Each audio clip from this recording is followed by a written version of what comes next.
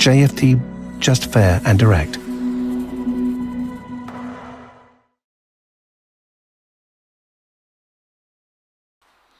Okay, hello and good morning everyone. Welcome to JFD Traders Espresso with me, Darius Anucauskas. Today's the 29th of April 2022. So yeah, welcome everyone. Welcome to this last trading day of this week and last trading day of this month. So before we go further, as always, let's quickly have a read through our risk disclaimer. So yep, the content we produce does not constitute investment advice or investment recommendation, should not be considered as such, and does not in any way constitute an invitation to acquire any financial instrument or product.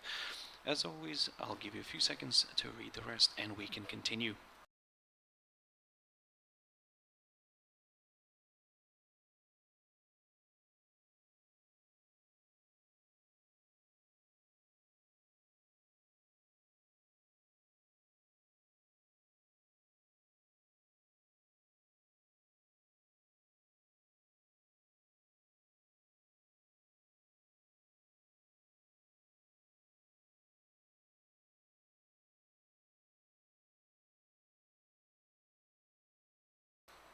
Okay, so now then, also just before we look at the charts, a quick mentioning of our JFD YouTube channel, to which you can always subscribe to in order not to miss any of our upcoming videos, and of course our JFD Bank website, and specifically our JFD research page, which is also updated on the daily basis. And yep, check us out here. I believe you can find some useful information, guys.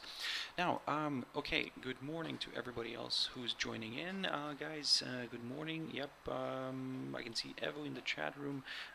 Erica, yep. Hello, hello. Nasdaq. Okay, I'll pick up on Nasdaq just for you. Let me just put this one into my list. Yeah. So I'll put it after the S&P after that. Anyway, quick update on Nikkei 225. So yep, it did not. So we didn't move much today. I think it was okay. Just bear with me one moment. This is what probably I've missed out on checking very quickly. Just a second. Yeah. Okay. So yeah, that's why. So okay, it's a holiday in Japan, so probably we will, you know, not mention Nikkei too much, but basically, yeah, it's the Japanese market was closed today, so we didn't do much here, and of course for obvious reasons, and we remained in this area. Now, of course, going into next week, we'll keep an eye on this whole potential kind of idea of maybe seeing this one as a descending triangle pattern, but again, as long as it remains inside, in between these lines, the downside one and this hurdle. Yeah, I'm just going to continue observing the price action and waiting. I'm going to be waiting for that kind of clear breakout. Shanghai Composite, guys, very quickly on that one. Beautiful reversal to the upside here. Yesterday when I talked about this, and I said, or actually in the beginning of this week when I talked about this, I said that if we drop below that 2,955 territory, my next target is the 2,871 areas right here, which we managed to reach perfectly. So a nice rebound happened. Then we tested this 2,955 area again, approximately around there, and what I said that if we stay below it, then yeah, we could see another decline, but if we start pushing back above it, maybe this could lead to a larger correction to the upside. Well, it did happen, and now we've tested the lowest point of March. We overcame it, and we're still trading. We still have around 50 something minutes left of trading here, but yeah, most likely it will stay here and below this downside line and above this 2,955 area. I'm going to keep an eye on this for next week, of course. If we continue to rally here, then it will be interesting to see if we can what's going to happen with this downside line here, if we can break it or not. But at the moment, guys, I'm just kind of, let's say, I'm just going to be observing this one and yeah, waiting for next week. Quick update on the German index DAX, and yeah, so we pushed higher, and just bear with me one moment, guys. Just a second. So yeah, we pushed higher. We managed to climb back above this 13,887 zone, but as you can see here, this 14,100 area did provide good resistance. We stalled here, and initially what I was talking about was that if we see a hold up near this 13,887 territory, then yeah, we could see another decline. Yesterday we saw a push back above that hurdle, so that means that yes, this kind of increases the chances to see maybe a bit of a larger correction to the upside. And to be honest, if we look at the cash index, well, we'll see that the price is right now pushing above this 14,100 area, and I think if I'm not mistaken, it's currently just near that 21-day EMA shown here as the yellow line.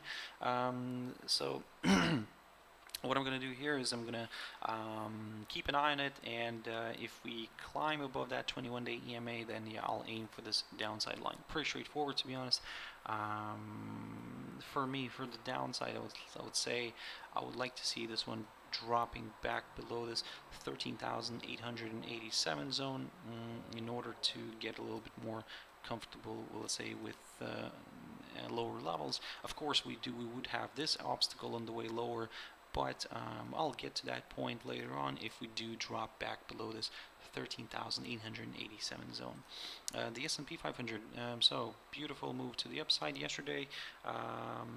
Yeah, good results in general in the market, in the U.S. market yesterday. So we saw a nice, beautiful recovery here from this hurdle, this 4,162 area.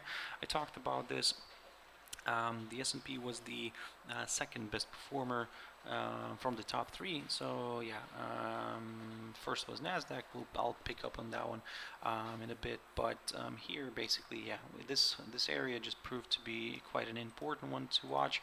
So we will keep an eye on it, of course, now. And this is going to be a major area of support for me. And if we do break this, then yes, I'll go for lower levels. But initially, of course, I'll aim for the lowest point of February near the 4,115 area.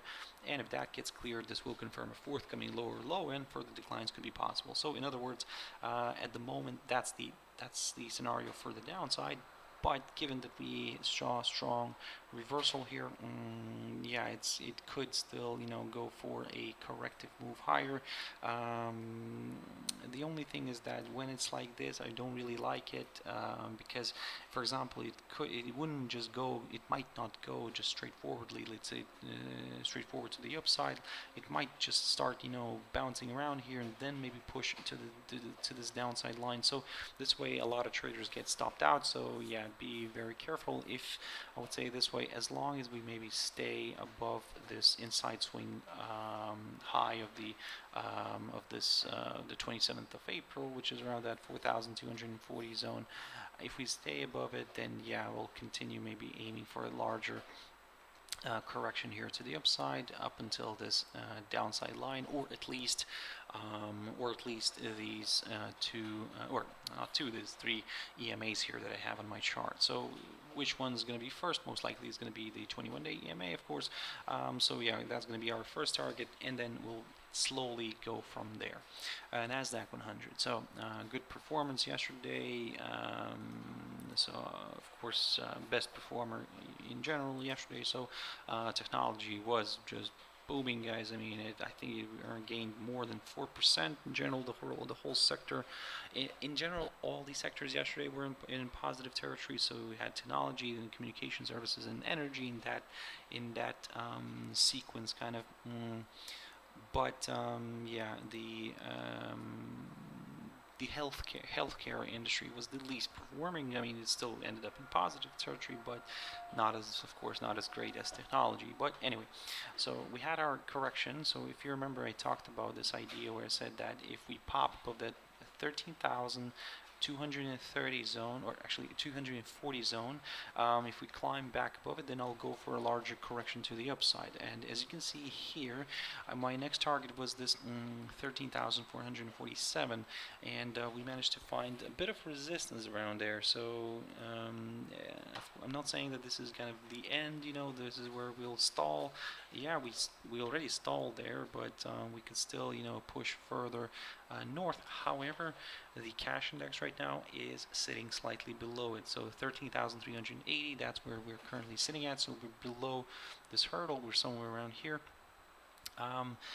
Let's see if we can actually get another push higher. However, I will be very careful today because it's Friday. Don't get me wrong. I mean, it's we could see, you know, we could see kind of a bit of one-way traffic in a way. So let's put it this way. For now, I'm just probably gonna leave it for today because I don't like this. I mean, if it climbs above this 13,447 territory, yes, I'll consider maybe a larger, like I said, correction to the upside. If it stays somewhere in here, in between these two levels, then yeah, it's not for me. I mean, I'm just going to be observing this one. If it starts falling below this area, below the 13,240, that's where we might maybe start considering maybe a move back down towards this psychological 13,000 area, and then of course you know, we will be maybe hoping for a break here lower. However, like I said, at the moment I don't really like this one, and it's just not perfect here for me, so I will just observe this one. However, if it starts violating one of my levels here, then that's where it could become maybe a little bit more interesting. Not much, but still, you know, we can try to, you know, take advantage of something here.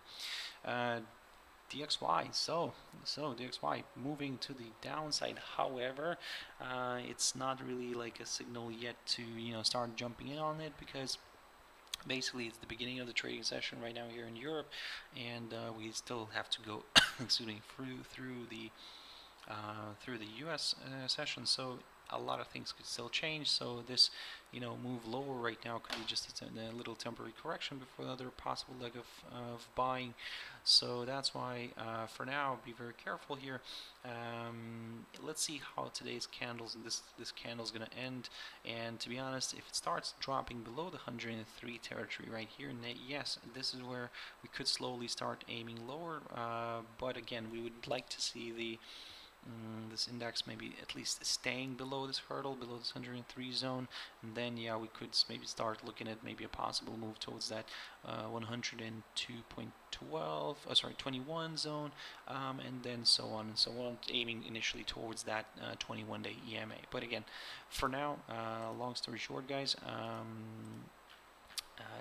we had a perfect hit of this 103.82. I talked about that level, and I mentioned that yesterday. And that level is the highest point of 2017. We also managed to overshoot it by a little bit, so that was a, you know, interesting moment here. So, and we kind of created this little false breakout, and now we're drifting to the downside. So I would say for now, let's be very careful here. For now, I'm keeping an eye on like I said, on this hurdle, this 103 zone. If we stay and we drop and stay below it, then yeah, this could maybe, you know, help out a few more sellers.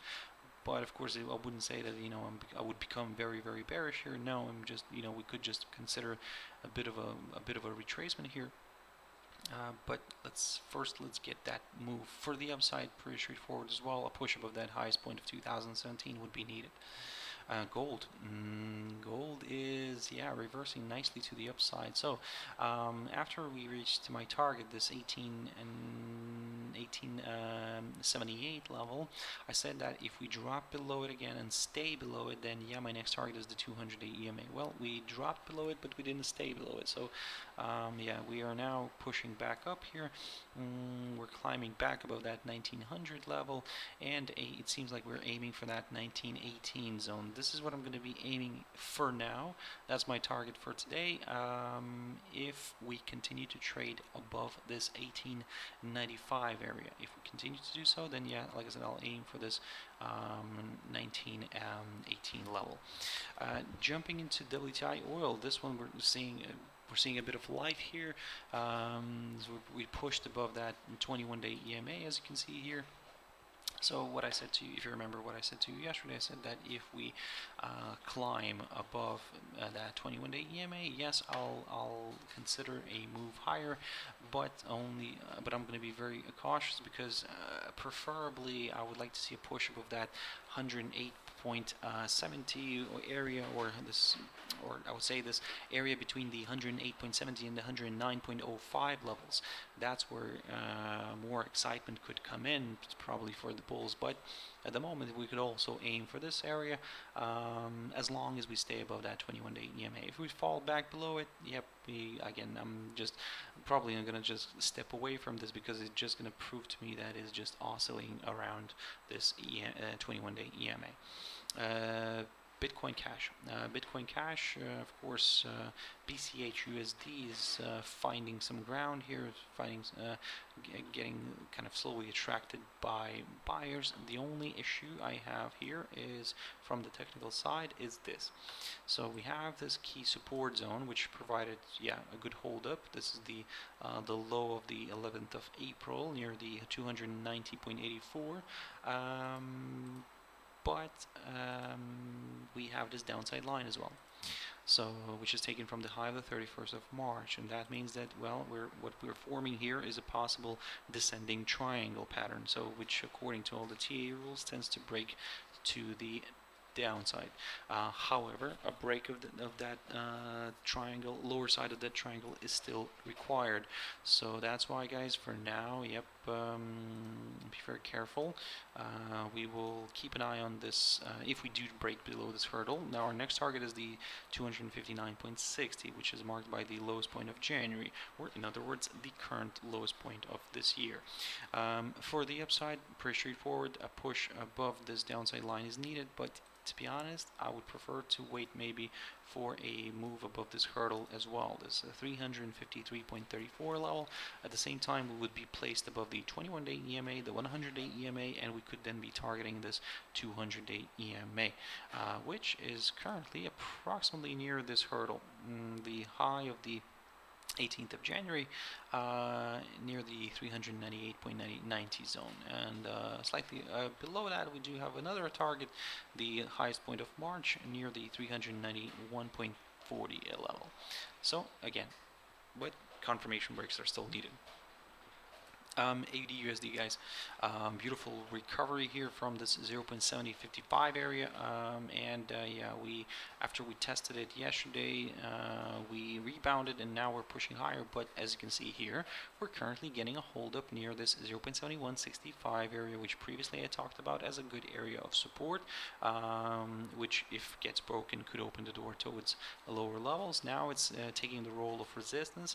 Can we see a continuation hold up here? Again, this is a bit of a tricky one here, so let's see if it continues to do so. If I draw my favorite Fibonacci from here, so we'll see that we have already completed the 23.6% retracement on the Fibonacci. So again, this could still reverse back to the downside. So in other words, guys, if this hurdle continues to provide resistance, this low of the 15th of March, or in other words, the lowest point of March, if it continues to provide resistance, then another decline could be possible. If you're not really comfortable with such an idea and you're looking for some downside, then at least wait for a drop below the current lowest point of April, near the 0.7055 level. So a nice good drop below that, yep, could open the door towards lower areas. And yeah, then we'll aim for that lowest point of January. But we'll get to that point. If we climb and stay above the 0.7165 area, now that's where it could become a little bit more interesting. We could start maybe looking at this level here, this 0.7245 area marked by the inside swing low of the 8th of March. But at the same time, let me just reuse this, recycle this downside line. Always recycle, guys. Yep, you can draw something like this. So basically this kind of works out perfectly here, and if we do climb above this 0.7165 area and stay above it, then I'll aim for this this inside swing low here near the 0.7245, and then maybe this downside line as well. But we'll get to that point if we do see a push above this hurdle. USD JPY very quickly. So yeah, of course, obviously the XY is declining, so we are seeing a bit of a move here to the downside as well on USD JPY.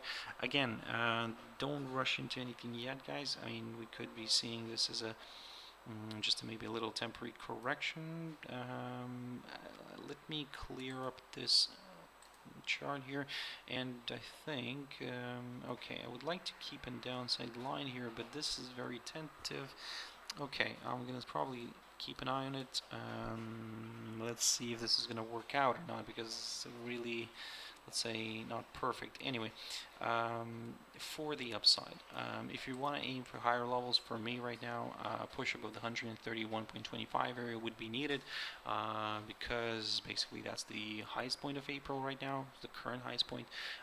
If we push above it, then yes, let's say today, then yeah, we'll create a new high for April. But then you need to kind of keep an eye on it, because let's say if we do push above this barrier, and if we stay above this barrier, then maybe yeah, we could, you know, consider a further move north. However, my inner me, you know, keeps telling me that maybe we're kind of preparing already, we're due for a bit of a larger correction here to the downside. However, I have not received my signal yet. Yes, it is declining right now, but don't rush into anything. Maybe it's going to form somewhat of a hammer today, or maybe even a doji. So, you know, don't rush into this. For now, let's keep an eye on it, and let's see if this can, you know, provide some sort of nice opportunities, maybe going into next week, into the new month.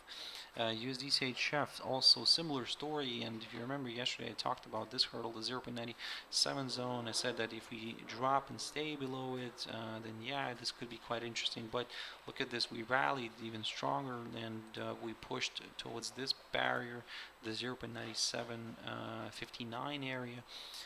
So yeah, it is quite strong. Of course, it's quite overstretched, don't get me wrong, yeah, but like I said, we need that confirmation break. I would say this way: if it somehow manages to stay today below the 0.97 territory, maybe going into next week it could be a little bit more interesting.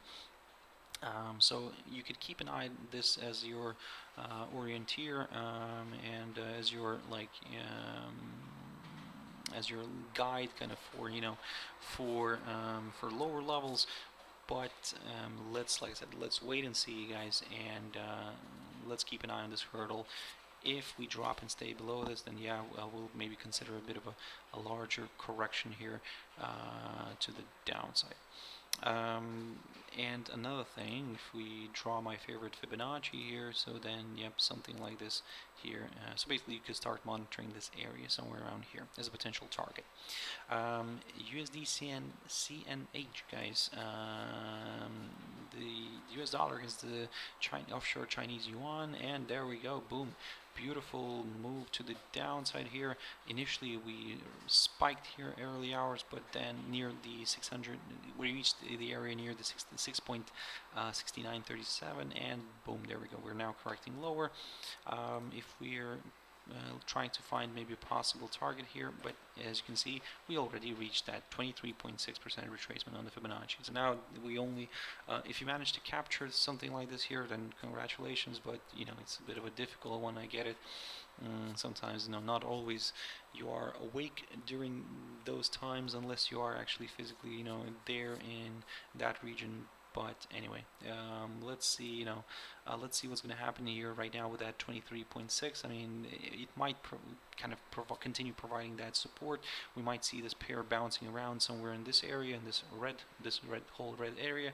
But if it drops below that 23.6, then yep, my next target is the 38.2. US dollar against the South African rand very quickly, guys. So yeah, we're also drifting nicely to the downside. So yep, again, maybe this could be that signal already that we're prepared for a move lower. We are not yet on the 23.6 here on this pair, so there's some potential. However, don't exclude the possibility that we could see this one bouncing around here today, like because the bulls and the bears might not be decided yet what to do with this. So there could be this undecisiveness. So that's why yes, it could present itself with a nice opportunity, but just wait for that, and let's see if it starts dropping below yesterday's low, for example here, which is the 15.8467. Then yeah, we could consider a bit of a move here to the downside towards that 23.6. GBP CHF. Oh, I need to rush on this a little bit because I'm running out of time. So what I wanted to show you here, and I spoke a lot about this pair a lot this week. So basically, yeah, we rebounded, we tested this lower side of the range. Okay, perfect. We're now seeing a bit of consolidation here. Now my only issue here, and the one I wanted to show you, is that let's see if this is not going to end up somewhat of a maybe a bearish pennant or bearish flag, or again, it depends on how this is going to play out, but basically a bearish formation. So yeah, be careful with this, because like I said, it could still be a pennant. We have something like this here, and something like that right there. So again, this is an idea. In order for that idea to work out, we need to see a clear break through the possible here on the lower side of this this bearish pennant formation, and then yeah, and at the same time we would break out basically through this lower side of the range. I can see in the chat room, Renee, hi, nice of you to join in right now. I mean, so yeah, but I'm gonna be finishing, unfortunately, so yeah, I hope we can catch this as a recorded session. GBP USD. Beautiful recovery. So to be honest, at the moment, again, I will apply, because some of the levels didn't really work out, I have to admit that. So that's why I'm going to stick to the Fibonacci, and as you can see here, we are now kind of approaching that 23.6, so that could be quite interesting to watch if we can reach that level today. There's 1.2571, and then we'll take it from there, guys. So at the moment, yeah, we're seeing that little correction. However, as I said before, if DXY suddenly starts pushing back up, then don't be surprised, for example, if this pair, for example, GBP USD, kind of drifts back to the downside a little bit, and then going into next week, we see some sort of, better kind of movement here, better, and maybe a retracement back to a larger retracement to the upside. EURUSD, so straight away, I need to redraw this, and point this one out. So yeah, we drifted lower, but we might see this as a temporary correction before another possible leg of buying. If you're looking for some higher levels, then well, wait for at least a push above, or actually wait for a rebound from this upside line, or if we can get one of those, of course. If we can get that, then that's great. We could maybe aim for that highest point of April near the 1.5055, and then so on and so on. But if we start breaking this, this upside line, then yep, it will be interesting to see if we can actually drop below this 1.4551 level as well. And finally, EURUSD, also similar as GBP USD, is pushing to the upside nicely. But look at this, how well this 1.0495 level played out, and yeah, we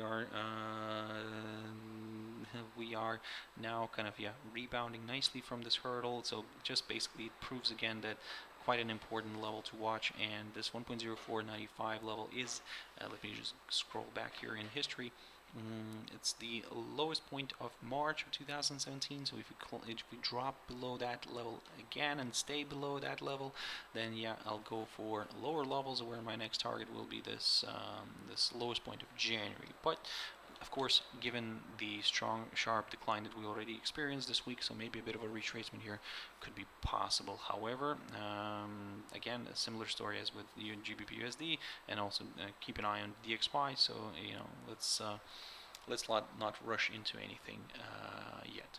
Let's keep an eye on this one. Okay, guys, I really hope you found this useful, and thank you very much for your comments, your likes, your views, guys. I really appreciate that. So I hope you have a fantastic trading day today. Again, don't overtrade. It's Friday. Remember that sometimes during Fridays we get just kind of one-way traffic, and if you're, let's say, counter trading, then be careful with that. You might run into some obstacles and might not get the desired results. So yeah, have a wonderful trading day, stay safe, have your stop losses in place, and of course have a wonderful weekend, and I'll see you on Monday. Thank you very much, and bye-bye.